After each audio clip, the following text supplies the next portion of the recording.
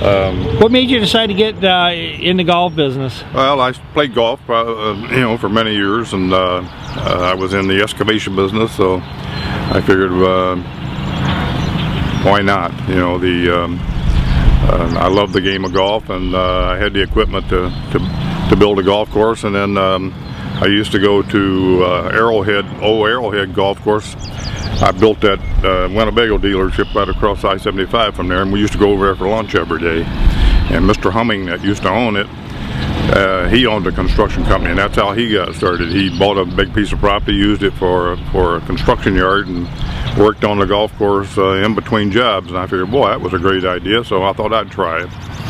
So I bought this place thinking I'd use it for a construction yard, but once I bought the property, it kind of burned a hole in my pocket. I had to go ahead and get it done. So I think that most people don't understand that you can burn a hole in your pocket very quickly building a golf course. Yeah, you can. I can tell everybody how to make a small fortune in the golf business, and by building a golf course, and that's to start off with a large fortune.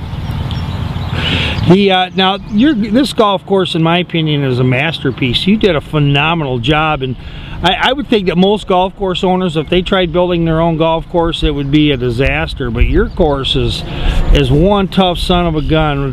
What was going through your mind as you were building this course? Well, I wanted to build a championship golf course, and I wanted to be a challenging golf course. I didn't want it to be a flat up and down golf course where everybody's hollering for. And, I wanted it to be where you'd like up north, like Boyne Mountain, where I first ever played golf was at Boyne Mountain. I was impressed there, and so I wanted something unique. And I also was an auto body designer before I got into the construction business, and I had a little bit of an art background. I used to be an artist also at Ford Motor, and so I had some background in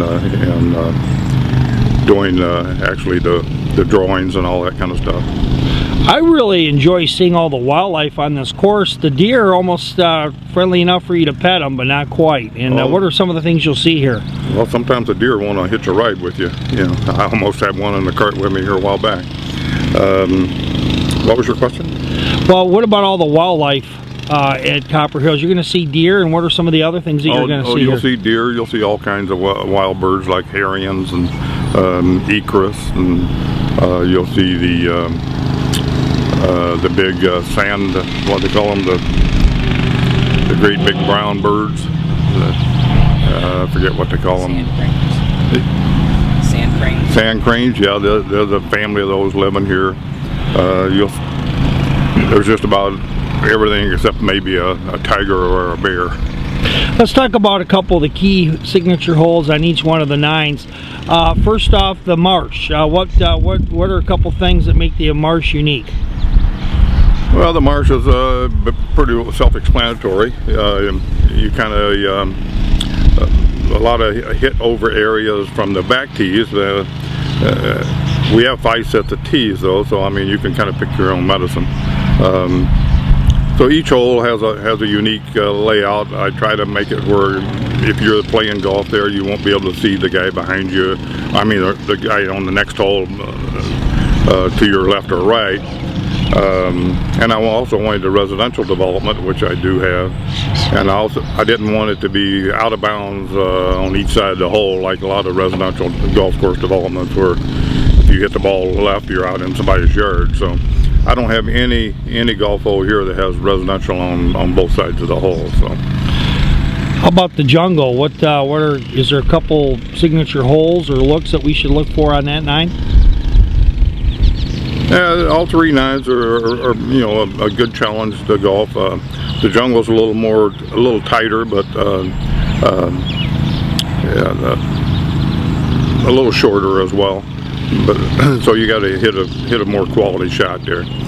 The marsh is opens up a little bit and gives you a chance to spray the ball a little bit.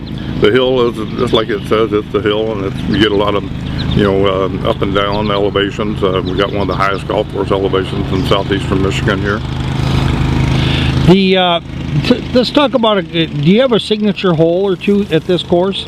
The marsh, I think if I had to pick one hole, it would probably be marsh number 6, par 3. It's kind of, I put a sand trap on, there's a pond that surrounds the right side of the green, and I put a sand trap on the opposite side of the pond. So if you get in a sand trap over there, you need to carry the pond to get to the green. It's kind of unique, very challenging.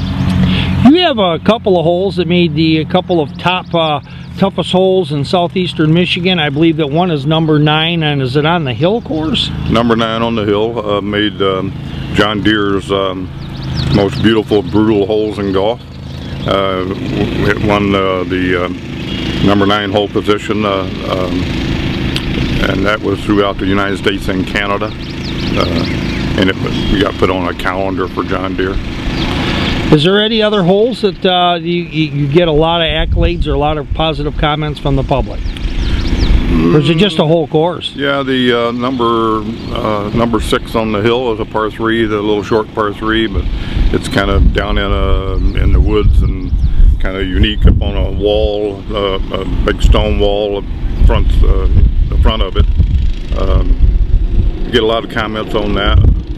I also get a lot of comments on the par 3 on the jungle, which is all carry across the wetland area, which is number 5 on the jungle. And generally we get a lot of comments about, boy, I should have brought my camera.